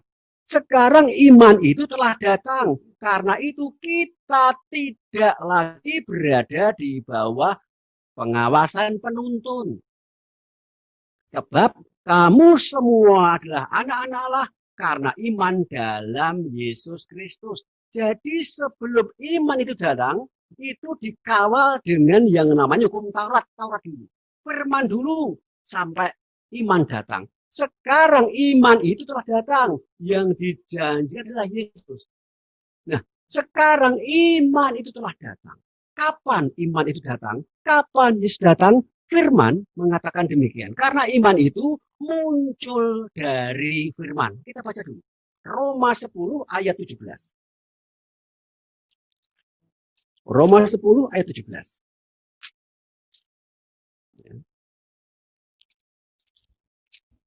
Dikatakan sangat jelas. Jadi iman timbul dari pendengaran dan pendengaran oleh firman Kristus. Iman itu timbul dari pendengaran akan firman Kristus. Iman tidak timbul dari doa. Doa itu adalah tanggapan dari iman. Iman berasal dari firman. Maka jangan kaget ketika Yesus dicobai iblis, Yesus mengatakan ada tertulis. Menjadi kekuatan. Ya. Jadi ketika firman disampaikan, Taurat disampaikan, maka nanti iman itu datang yaitu Yesus. Sama hari ini. Ketika tak sampaikan tadi, dalam firman dijanjikan bahwa barang siapa makan dagingku dan minum darahku, ia tinggal dalam aku dan aku di dalam dia. Barang siapa telah komuni, firman mengatakan bahwa ia yang komuni tinggal dalam aku dalam dia. Pertanyaannya, apakah Anda sudah komuni perjamuan kudus? Firman mengatakan, Yesus tinggal dalam diri Anda. Imani itu. Inilah iman yang sangat tidak disukai oleh iblis. Karena Allah perjanjian baru, Allah yang di surga, masuk di dalam diri manusia. Maka jangan kaget, kalau Anda tahu rahasia ini, dengan iman itu Anda bisa mengalahkan dunia. Dengan iman itu Anda bisa selamat. Seperti Yesus berkata kepada Bartimius yang buta. Dia mengatakan, imanmu telah menyelamatkan engkau. Iman itu adalah seseorang, bukan sesuatu. Yaitu Tuhan Yesus. Anda percaya firman-Nya bahwa sekarang ketika Anda sudah terima perjamuan kudus, Tuhan tinggal dalam diri Anda? Itulah iman yang bisa mengalahkan iblis yang mencobai. Kita baca. 1 Petrus 5 ayat 8 dan 9. 1 Petrus 5 ayat 8 dan 9. Dikatakan demikian. Sadarlah dan berjaga-jagalah, lawanmu si iblis berjalan keliling sama seperti singa yang mengaum-aum dan mencari orang yang dapat ditelannya. Lawanlah singa itu, lawanlah iblis itu dengan iman yang teguh. Sebab kamu tahu bahwa semua saudaramu di seluruh dunia menanggung penderitaan yang sama. Anda tahu semua orang di dunia menanggung penderitaan yang sama ketika sungguh-sungguh dia ketakutan dan bisa ditelan oleh iblis, yaitu pencobaan sakit penyakit. Anda lihat semua orang yang kena pencobaan penyakit jantung, kanker, tumor, AIDS, hepatitis, dan lain-lain, yang katanya penyakit yang mematikan, semuanya mendapatkan penderitaan yang sama. Tetapi dikatakan bahwa semua itu adalah berasal dari iblis. Maka Petrus mengatakan, sadarlah dan berjaga-jagalah. Lawanmu si iblis berjalan sama seperti singa yang mengaum-aum dan mencari orang yang dapat ditelannya. Dapat. Kalau Anda tidak dapat ditelan, telan nggak nih? Tidak mungkin. Nah, kalau Anda supaya ingin tidak dapat ditelan, ayat yang ke-9 dikatakan, lawanlah dia dengan iman yang teguh. Iman yang bagaimana? Ingat-ingat, iman itu seseorang, bukan sesuatu. Anda sudah perjamuan kudus komuni? Tuhan Yesus ada di mana? Anda percaya Tuhan ada dalam hati Anda? Anda percaya Tuhan dalam diri Anda? Kalau Anda punya iman yang betul-betul percaya bahwa Tuhan sudah tinggal dalam diri Anda, dan ketika iblis dia datang seperti singa yang mengaum-aum mau menelan Anda, saya mau tanya, menelan siapa? Menelan Anda atau menelan Yesus yang ada dalam diri Anda? Ingat-ingat, saya tidak pernah takut melawan setan sekuat apapun, sebanyak apapun, sebesar apapun. Saya tidak pernah takut. Karena saya percaya, saya sudah perjamuan kudus komuni, Tuhan Yesus tinggal di dalam diri saya. Jadi kalau sampai ada setan mau nyerang saya, leak mau nelan saya, kuntilanak mau menakuti saya tidak pernah takut karena dia akan menelan Yesus yang ada dalam diri saya. Dia akan menyerang Yesus yang ada dalam diri saya. Kalau Anda punya iman yang seperti itu, saya orang awam, Anda orang awam, saya bisa, Anda bisa. Hanya bergantung dari iman yang Anda miliki. Sejauh mana Anda mempertahankan bahwa saat komuni perjamuan kudus, Tuhan sudah tinggal dan berkuasa dan menjadikan Anda jadi miliknya. Dahsyatnya ini. Saya tidak pernah takut. Kalau sampai ada setan mencobai saya dengan penyakit, saya tidak pernah takut. Karena dia mencobai Yesus yang ada di dalam diri saya. Itu adalah iman. Berikutnya, hikmat. Hikmat itu apa? Yuk kita baca. Lukas 21 ayat yang ke-15. Lukas 21 ayat 15. Dikatakan demikian.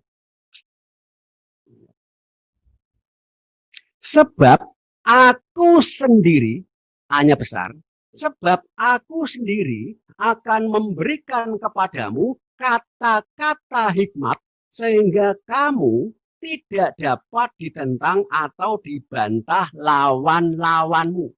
Jadi hikmat itu adalah kata-kata Tuhan Yesus sendiri untuk melawan iblis sehingga iblis tidak bisa membantah dan melawan kita. Hikmat adalah kata-kata yang datang dari Tuhan sendiri. Pertanyaannya, sekarang Tuhan Yesus ada di mana? Jika Anda percaya bahwa Tuhan Yesus tinggal dalam diri Anda, dan Anda berhadapan dengan iblis yang mencobai Anda, ingat-ingat, Yesus yang ada dalam diri Anda, yang akan berkata-kata menantang iblis itu menggunakan mulut Anda. Itu namanya hikmat. Jadi kalau Anda tidak berhadapan dengan iblis, maka kata-kata hikmat itu tidak akan muncul. Karena karunia kata-kata hikmat itu hanya terjadi saat Anda berhadapan dengan iblis. Bagaimana caranya? Hikmat. Kita miliki contoh seperti iman Ayub. Anda perhatikan kata-kata hikmat. Ini yang akan membuat iblis tunduk di bawah kuasa kita. Ya. Jika Anda dicobai, Anda berani mengatakan dengan mulut Anda bahwa Yesus ada dalam diri Anda dengan mengatakan demikian. Hai iblis, engkau bisa mencobai aku, merusak harta bendaku, mematikan anak-anakku, dan merusak tubuhmu dengan sakit penyakit. Tetapi dengar iblis, sekali-kali engkau tidak akan pernah bisa merusak dan mematikan Yesus yang ada di dalam diriku. Karena dengar iblis, aku tidak pernah takut kehilangan nyawaku, keluargaku. Tapi yang kutakutkan jika nyawa keluargaku kehilangan Yesus. Aku tidak pernah takut kehilangan harta bendaku, tapi yang kutakutkan jika harta bendaku tidak ada Yesus di situ. Aku tidak pernah takut kehilangan jabatanku, tapi yang kutakutkan jika aku menjabat kehilangan Yesus. Itu yang kutakutkan. Itu namanya hikmat. Karena Anda lebih mengutamakan Yesus yang Anda imani itu. Coba Anda renungkan. Kalau Anda dicobai, ketika Anda tidak takut mati, maka iblis pasti akan mundur. Apalagi Anda mengatakan pada hikmat yang kedua. Tadi hikmat pertama, jangan takut kehilangan apapun, tapi takutlah jika Anda kehilangan Yesus. Yang kedua, kalau Anda dicobai, mengatakan demikian, hikmat. Hai iblis, engkau bisa mencobai aku dengan segala macam pencobaan untuk menghancurkan imanku. Silakan. Tapi dengar iblis. Tuhan yang ada dalam diriku yang akan menyelamatkan aku dari pencobaan yang kau timpakan kepadaku. Yang kedua, dia katakan, dengar iblis, Tuhan punya rencana ketika engkau cobai dan aku nanti lulus ujian dan disembuhkan Tuhan, aku akan dipakai menjadi saksi dan Tuhan menyelamatkan orang-orang yang dicobai seperti mereka. Engkau mencobai aku. Dengar iblis, semakin banyak pencobaan, semakin banyak jiwa-jiwa yang akan kuselamatkan melalui kesaksian-kesaksian di dalam hidupku. Coba Anda renungkan. Jika Anda mengatakan seperti itu, iblis mundur nggak nih? Mundur. Karena bahaya nih. Ini orang ini tak sikat dengan penyakit jantung. Nanti disembuhkan Tuhan. Orang-orang yang banyak putus asa. Menghalalkan segala cara ketika kena penyakit jantung. Nanti akan diselamatkan melalui kesaksiannya. Itu namanya hikmat. Sekarang saya mau bertanya kepada Anda. Anda sekarang dalam pencobaan, saya mau tanya. Ketika saat ini Anda sedang dicobai, entah lewat daging, entah lewat dunia, entah lewat pikiran keinginan. Saya mau tanya ini. Apakah Anda akan putus asa? Ataukah Anda akan bersyukur karena Anda dipersiapkan menjadi saksi dan adalah Tuhan? Kalau Anda siap untuk menjadi saksi dan Allah Tuhan, bersyukurlah. Karena Tuhan sanggup mengubah limbah menjadi berkah. Iblis mencobai dengan segala macam pencobaan supaya iman Anda hancur. Tetapi di mata Tuhan, Anda dan saya akan dipakai menjadi saksi dan Allah Tuhan. Maka jangan kaget di kelompok doa Talitakum ini banyak orang yang dipulihkan, lumpuh berjalan. Sekarang dia banyak menyelamatkan orang-orang yang kena stroke, yang kena penyakit jantung sembuh. Sekarang mereka dipakai Tuhan untuk bisa menyelamatkan orang yang kena penyakit jantung dan lain-lain. Tuhan sanggup mengubah limbah menjadi berkah. Itu adalah iman dan hikmat. Yang berikutnya, untuk mengalahkan iblis, tadi dikatakan ada tertulis, yaitu apa? Firman. Mengapa firman itu bisa dikatakan menjadi kekuatan untuk mengalahkan iblis yang mencobai? Yuk kita baca. Kita baca Efesus 6 ayat 12. Karena perjuangan kita bukanlah melawan darah dan daging, tetapi melawan pemerintah-pemerintah, melawan penguasa-penguasa, melawan penghulu-penghulu dunia yang gelap ini, dan melawan roh-roh jahat di udara. Ingat-ingat, lawan kita bukan darah daging, bukan manusia, tetapi roh-roh jahat yang di udara, yang memiliki hierarki, yaitu pemerintahan, penguasa, penghulu, dan roh jahat yang di udara. Nah, kalau kita saat ini sedang berhadapan dengan iblis yang mencobai, dengan segala macam pencobaan, apa yang harus kita persiapkan? Memang dari perikop ini judulnya adalah ya, bahwa perlengkapan senjata rohani. Walaupun Anda dipersiapkan dengan segala macam persiapan, seperti perlengkapan senjata rohani, ya, karena ini dikatakan ini zaman perang dulu, zaman kerajaan itu selalu pakai baju bersih, sepatu bersih, sarung tangan bersih, kemudian pakai yang namanya ketopong keselamatan atau helm bersih supaya saat ditombak di pedang itu tidak akan kena. Tetapi kalau Anda jadi prajurit yang pakai baju bersih seperti itu, tidak punya senjata, Anda akan mati kelelahan. Kalau Anda ingin mengalahkan musuh, harus punya senjata. Apakah senjatanya? Efesus 6 ayat 17 dikatakan demikian. Efesus 6 ayat 17.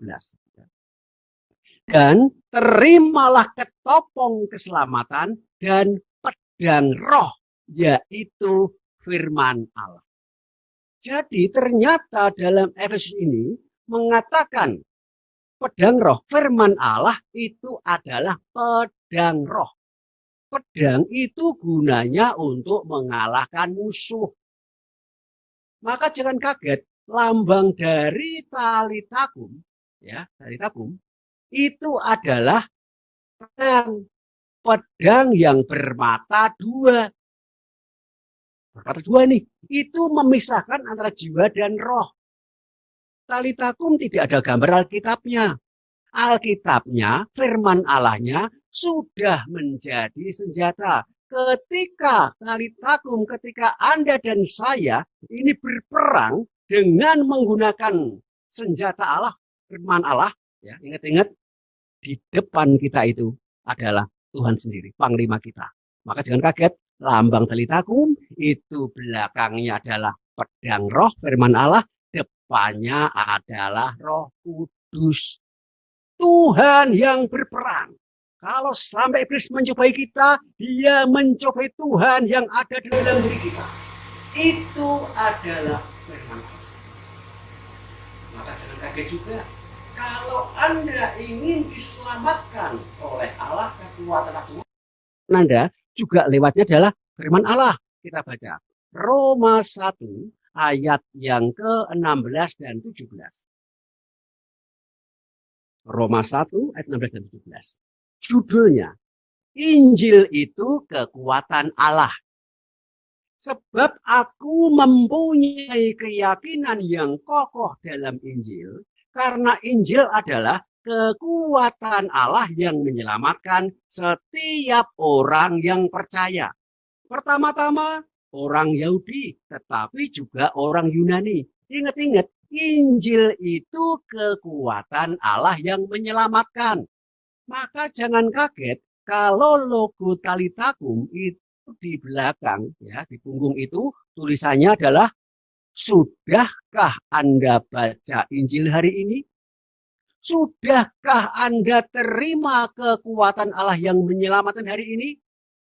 Dan kalau Anda ikut tali takum, Anda harus baca Injil setiap hari, supaya setiap hari Anda terima kekuatan Allah yang menyelamatkan.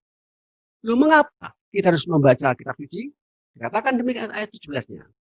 Sebab di dalamnya, di dalam Injil itu, di dalam firman Allah itu, nyata kebenaran Allah yang bertolak dari iman dan memimpin kepada iman, seperti ada tertulis, orang benar akan hidup oleh Iman. Firman mendatangkan iman. Tuhan sudah ada dalam diri Anda.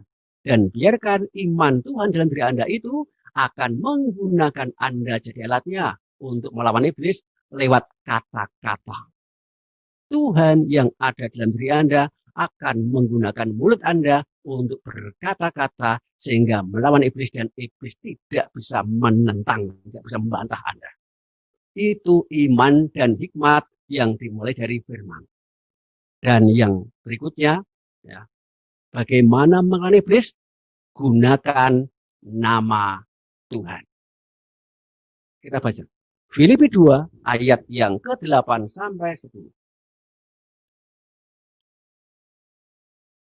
Filipi 2 ayat 8 sampai 10. Dan dalam keadaan sebagai manusia, Yesus telah merendahkan dirinya dan taat sampai mati, bahkan sampai mati di kayu salib.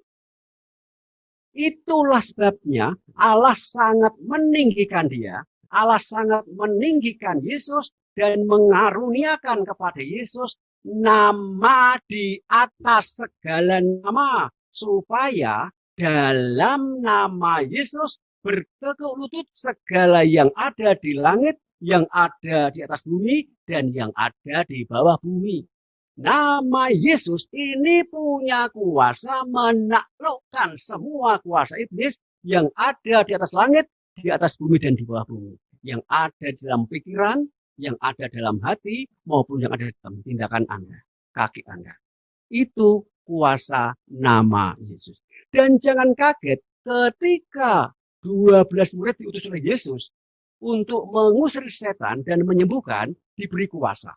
Nama Yesus. Dan ketika para murid melihat ada salah satu orang yang bukan dari pengikut Yesus, kok bisa ngusir setan dalam nama Yesus, maka Yohanes mencegah orang itu karena dia bisa ngusir setan, mengalahkan setan dengan kuasa nama Yesus. Yohanes ingin mencegah dan dia laporan pada Yesus. Kita baca Lukas 9 ayat 49 sampai dengan 50. Lukas 9 ayat 49 sampai dengan 50. Seorang yang bukan murid Yesus mengusir setan.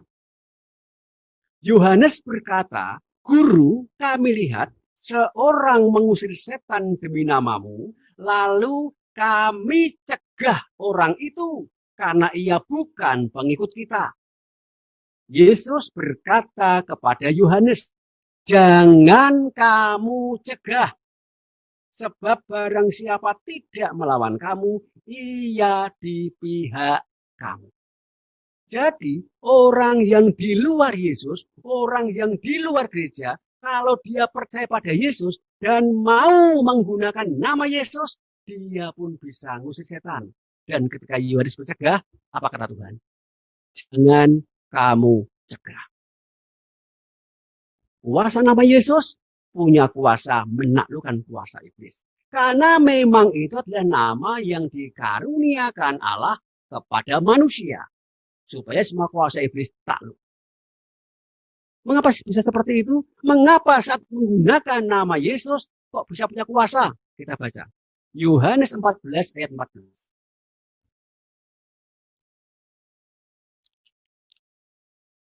Jika kamu meminta sesuatu kepadaku dalam namaku, aku akan melakukan. Siapa yang melakukan? Tuhan Yesus. Tugas kita hanya apa? Minta dalam nama Yesus. Siapa yang melakukan? Tuhan yang di mana? Yang di kita. Jadi waktu Anda berhadapan dengan iblis, firman mengatakan, imani Tuhan tinggal dalam dirimu, dan katakan dengan kata-kata, dalam nama Yesus, siapa yang berkata-kata? Tuhan. Siapa yang melakukan? Bacaan terakhir, untuk menghadapi pencobaan. Kita baca Kolose 3 ayat 17.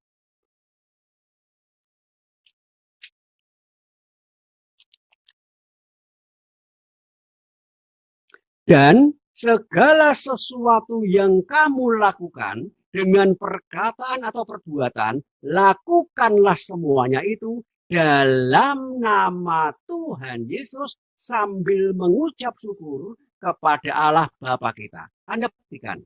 Dan segala sesuatu apa?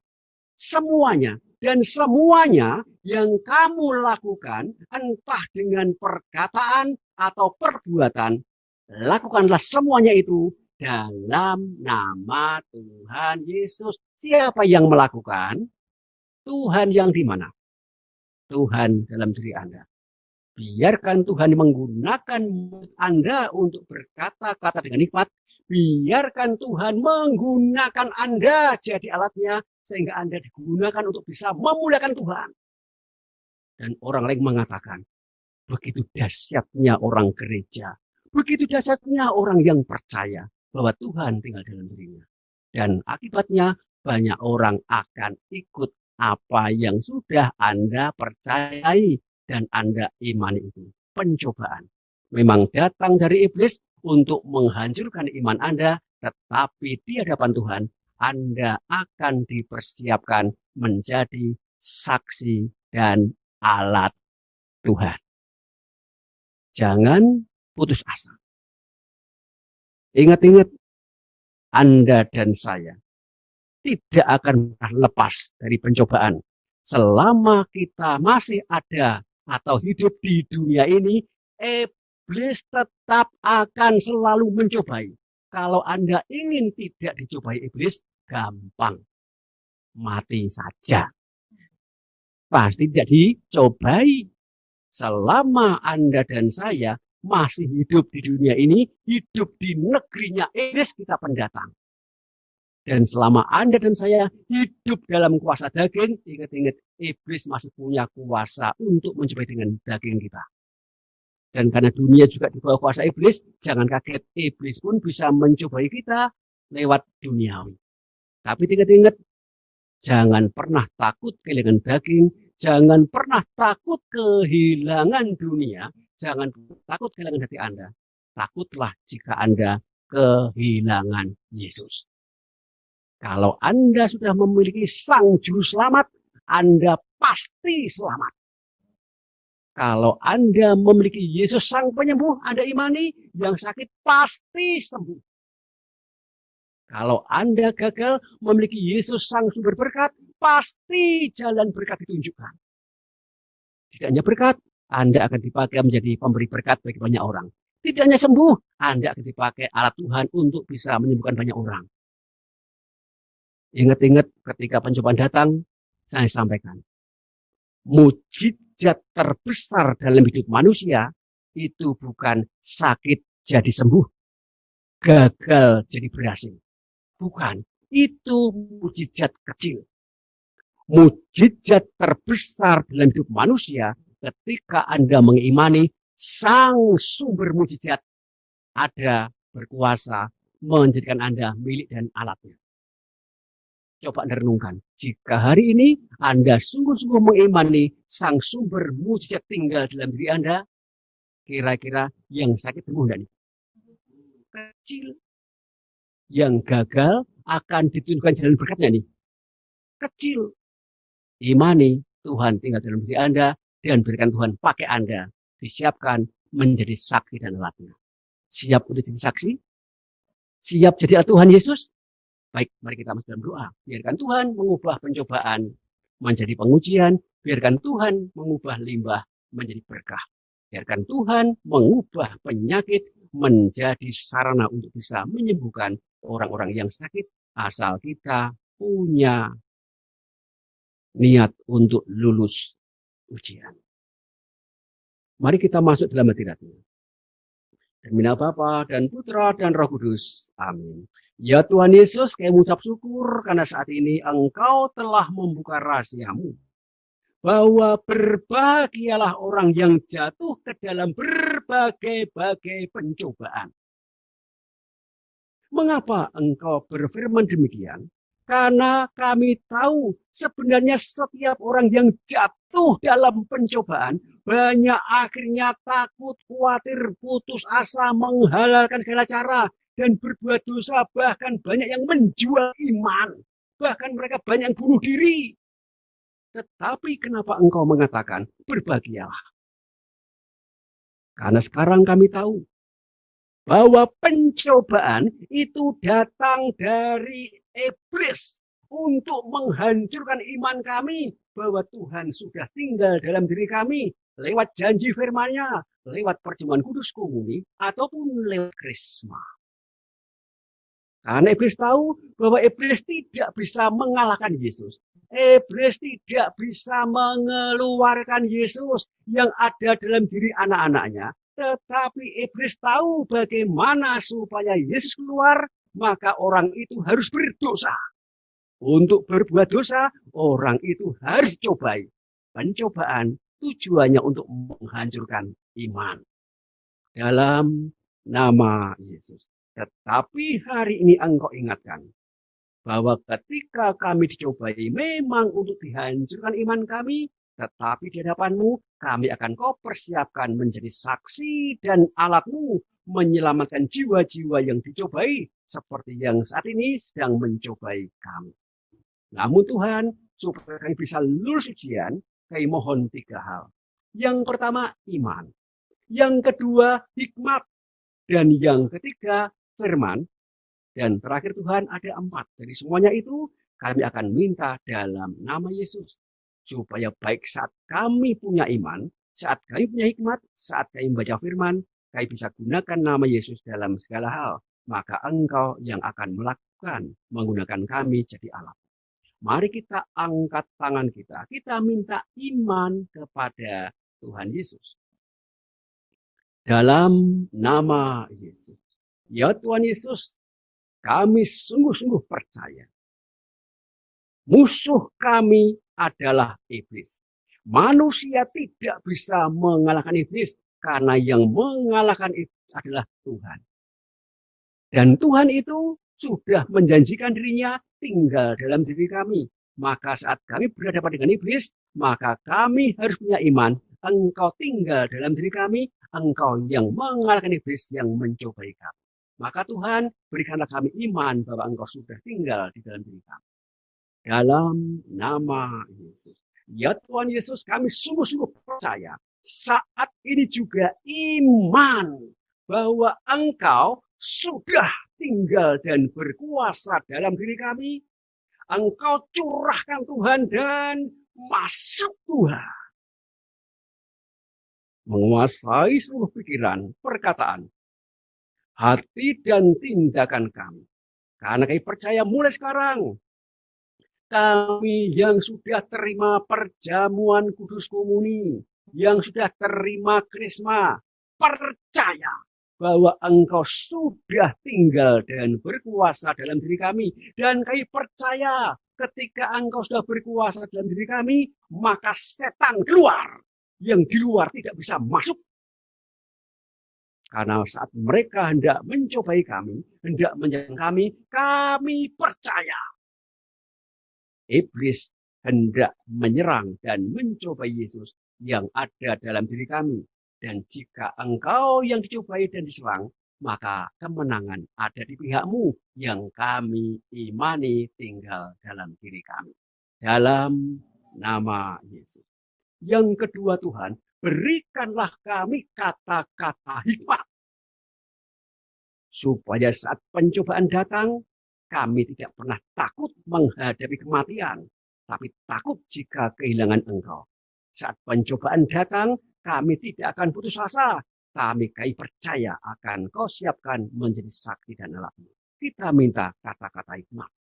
Dalam nama Yesus. Ya Tuhan Yesus, kami sungguh-sungguh percaya. Saat ini juga kata-kata hikmat yang berasal darimu, yang ada dalam diri kami, menggunakan kami jadi alatmu.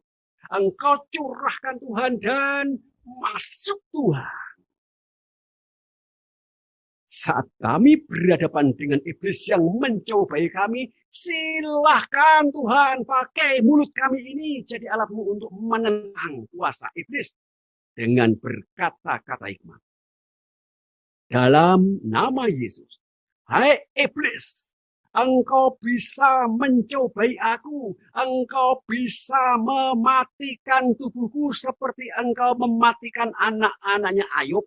Engkau bisa merusak tubuhku seperti engkau merusak tubuhnya Ayub dengan sakit penyakit. Engkau bisa merusak harta bendaku seperti engkau merusak harta bendanya Ayub. Tetapi dengar iblis, sekali-kali engkau tidak akan pernah bisa merusak dan mematikan Yesus yang ada dalam diriku. Dengar iblis, aku tidak pernah takut kehilangan nyawaku, harta bendaku, keluargaku. Tapi yang kutakutkan jika aku dan keluargaku kehilangan Yesus.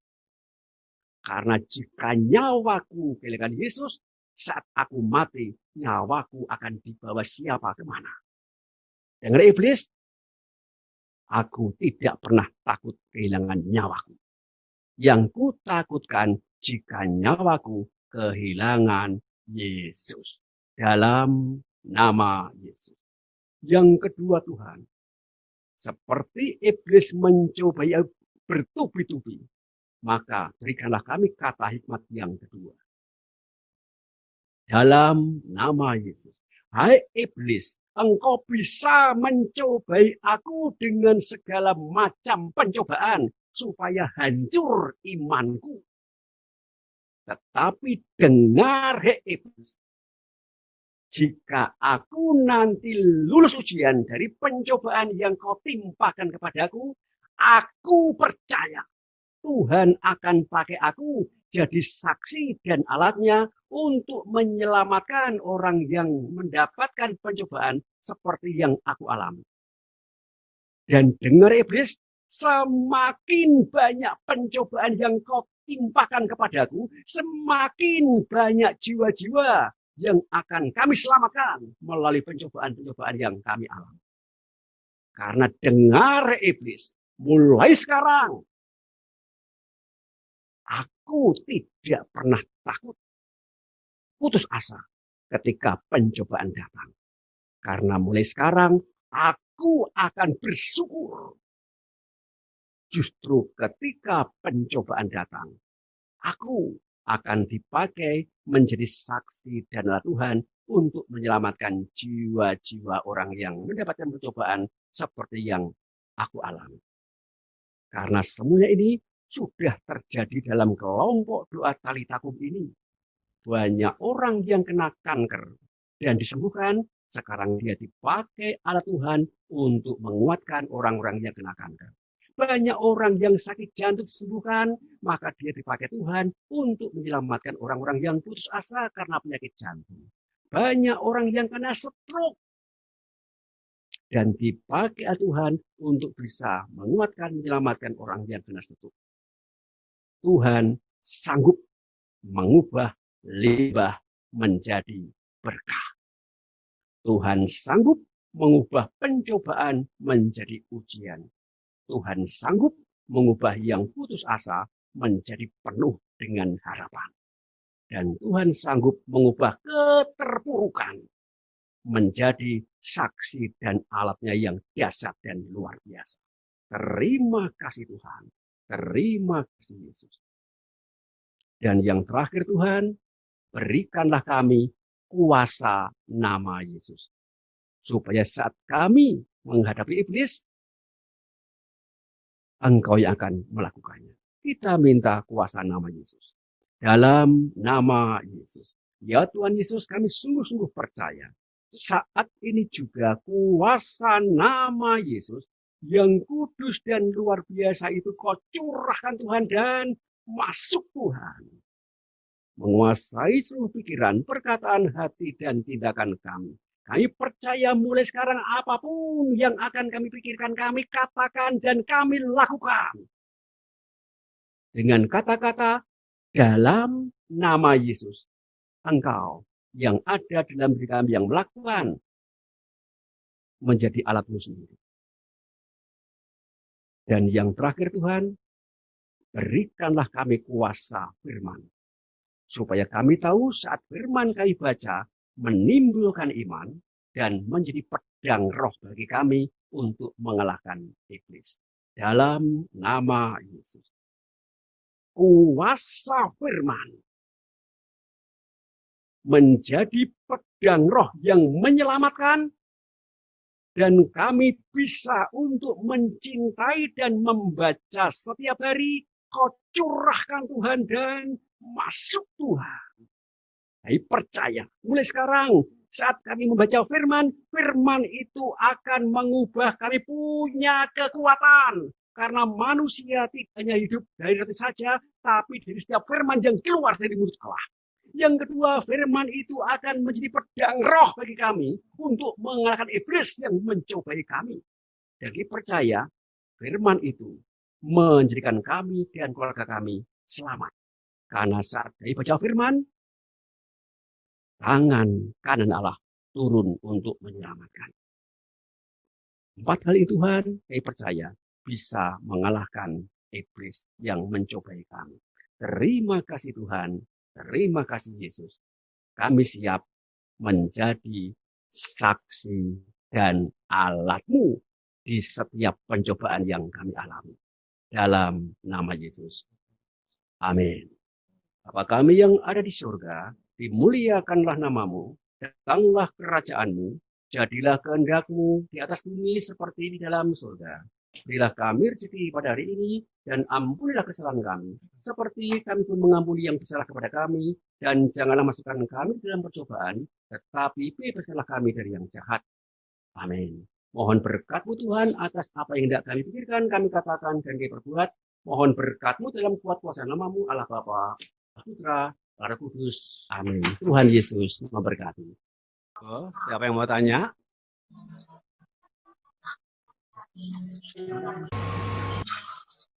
Yang Bali, Kalimantan. Dari Serang mau nanya Pak Pujo. Serang, ya. Mau nanya Pak Pujo. Ya. Pujo, kalau kita hidup biasanya kan ini, mungkin orang beranggapan Tuhan itu mencobai tidak sampai kita jatuh. Apakah hal itu tuh benar? Karena orang berpikir semacam itu.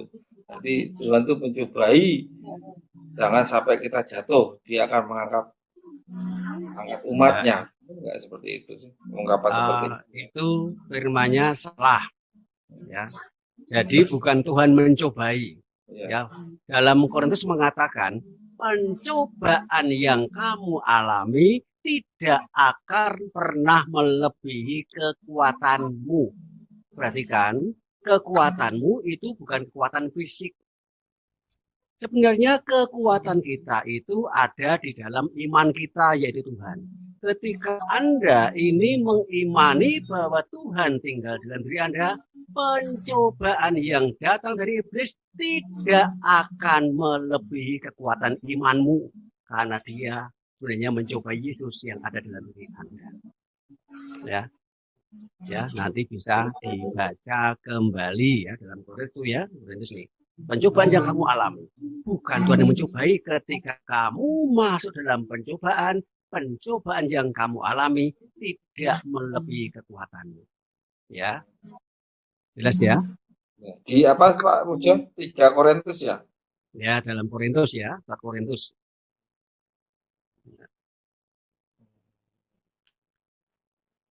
Ada lagi?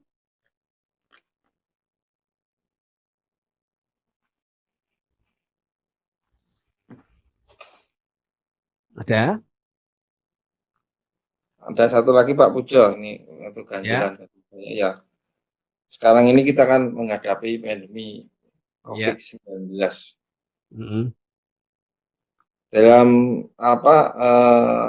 orang kan harus ada protokol kesehatan. Ya. Bawa masker, bawa macam-macam, cuci tangan. Itu kan satu hal bagi saya tuh kayak orang tuh khawatir kalau kita nggak pakai masker kita pasti kena. Kalau nggak kita banyak-banyak cuci tangan, kekhawatiran orang untuk kena COVID itu besar. Iya. Jadi banyak sekarang tuh orang khawatir. Jadi orang pakai masker karena khawatir. Iya.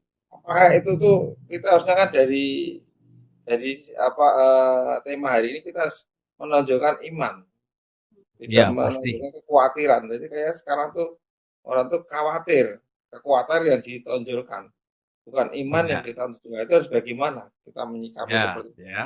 Jadi begini, ya. Di kelompok Tritakum juga ada beberapa yang harus dikarantina, tidak pribadi tapi dikarantina di rumah sakit atau di rumah memang karantina, ya.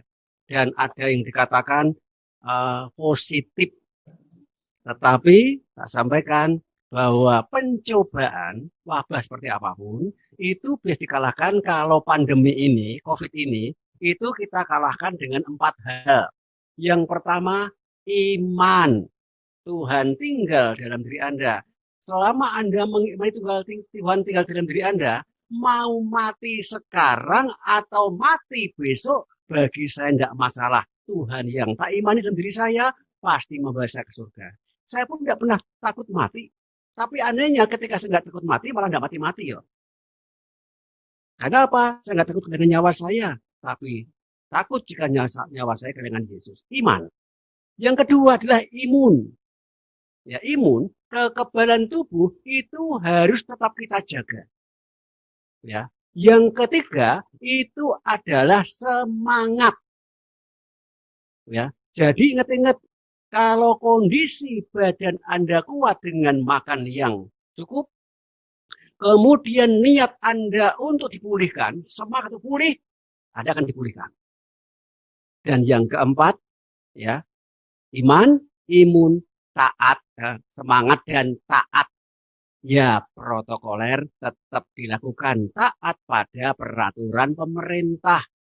4 hal itu kalau Anda lakukan, Anda akan bisa selamat dari pandemi ini. Iman, imun, semangat, dan taat. Ya, itu yang kami sampaikan pada beberapa anggota, orang-orang yang kena corona yang positif. Jelas? Oke, jelas, terima kasih. Ya, jadi jangan gunakan kuasa Tuhan, dok. Kita tidak gunakan dengan peraturan pemerintah. Kita tetap lakukan perintah. Karena Paulus mengatakan, ya, kamu harus lakukan pemerintah seperti engkau melakukan perintah Tuhan. Ya, selama dia berjalan kebenaran, ikuti saja. Protokoler tetap kita lakukan. Jelas? Ya, jangan pernah khawatir. Ada lagi?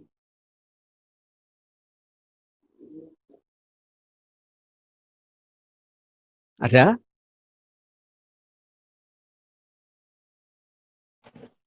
Jika ada yang bertanya, silahkan diklik yang speaker Ya, di bawah. mungkin di pencet ya, di pencet apanya itu? Yang sebelah kiri bawah itu ada. Sebelah kiri bawah ya, itu yang ada gambarnya mic itu ya. Ya. Nah, monggo yang mau bertanya, gambar mic ditekan, kemudian bertanya ya.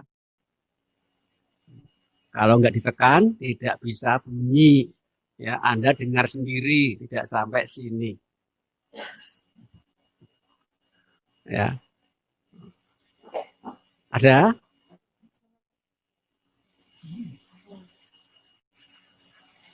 Bu Titi? Pak Anton? Ya. Saya juga nulis di chat, Pak. Itu kalau pas berlangsung penginjilan secara online itu hendaknya seluruh peserta yang ikut untuk menghidupkan videonya, Pak. Jangan Pak Pujo ngomong sendiri, lainnya tidak muncul gitu loh, Pak. Seolah-olah Pak Pujo ngomong sendiri. Gambarnya ya. Gambarnya gitu, Pak. Ya. Dan sekalian masuk dulu gambar irang-irang ya. Ada itu nggak ada gambarnya orang kan ngantuk. Wah, kayak Bu Titik sing ayu. Wah, gitu ya.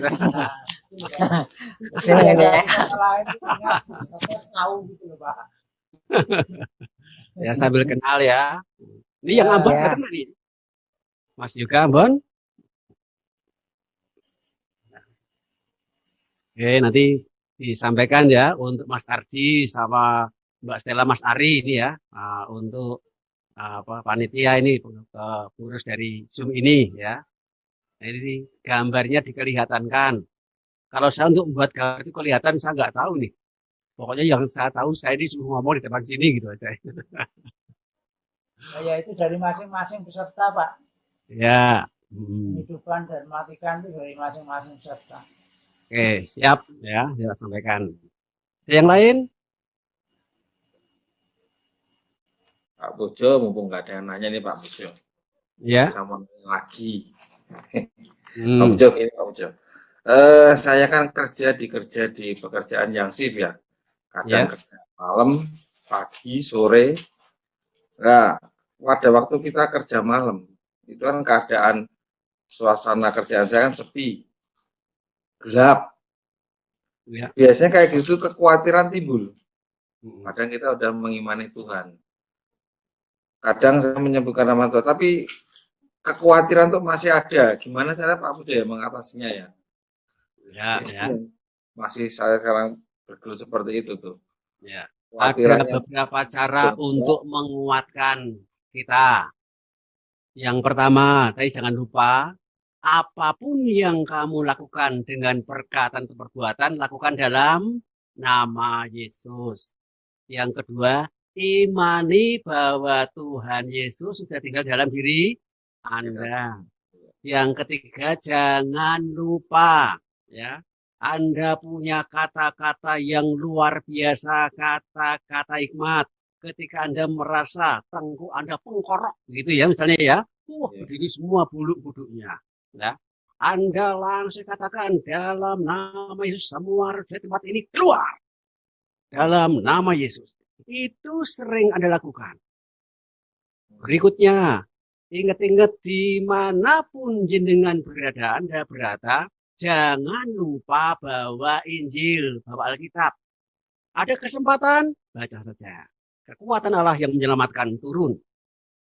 Ya, itu hal-hal yang sangat ditakuti oleh iblis. Berikutnya juga bertobat jika Anda mungkin imannya sedang lemah, Anda mungkin dikatakan seperti khawatir atau takut, ya, bertobatlah. Tuhan ampuni aku yang akan jatuh dalam kuasa kekhawatiran dan ketakutan. Tapi sekarang Tuhan, aku percaya Engkau sudah tinggal dalam diriku, aku tidak hanya milikmu, aku jadi alatmu. Ya, itu dilakukan setiap saat. Ya, karena saya pun dulu ketika berhadapan dengan rumah angker ya begitu, pengorok itu ya. Nah, tapi saya percaya Tuhan dalam diri saya gunakan kata-kata hikmat itu dalam nama Yesus keluar. Dan sungguh-sungguh kuasanya nyata. Jelas? Ya, dipraktekkan. Ya, jangan sampai tidak bawa Alkitab kemanapun Anda pergi. Ya, nah, tapi baca Alkitab dengan suara, walaupun pelan. Ya, jangan baca Alkitab dengan diam. Tahu-tahu pagi kena CCTV ya, kalau kejombong malah turun. Ya, jelas? Ada yang gini Pak Pujo, kita baca Alkitab kadang malu ya, apalagi kalau di pabrik atau di apa kita baca, kadang orang kan baca apa itu? Ya, gitu ya. Ada pakai HP suci juga enggak apa-apa ya. Enggak apa-apa ya. Ya. Nah, kalau dulu saya bawanya Santa Nokia, ya. Sekarang Santa Samsung. Santa Samsung, betul. Ya, itu kan bisa ya. Download aja e-Katolik ya, nanti bisa Anda itu Alkitab paling tipis, yang paling komplit Anda tanya apa aja dari. Oke. Dari ya. Nah, itu baca aja. Yang lain? Artinya nggak ada Pak Pujo. Nggak ada? Oke ya. Ditutup ya Pak Pujo. Monggo, serahkan pada Mbak Stella. Maaf ya Bapak Ibu, saya tidak membuka video karena sudah jam 10 lebih. Sudah ngantuk mata 5 watt. Ya, terima kasih yang masih bertahan sampai jam segini, masih 30 yang masih bertahan. Kita jumpa lagi di Kalitakum Online Senin depan jam 8 malam. Tuhan Yesus memberkati berkah dalam. Dadah.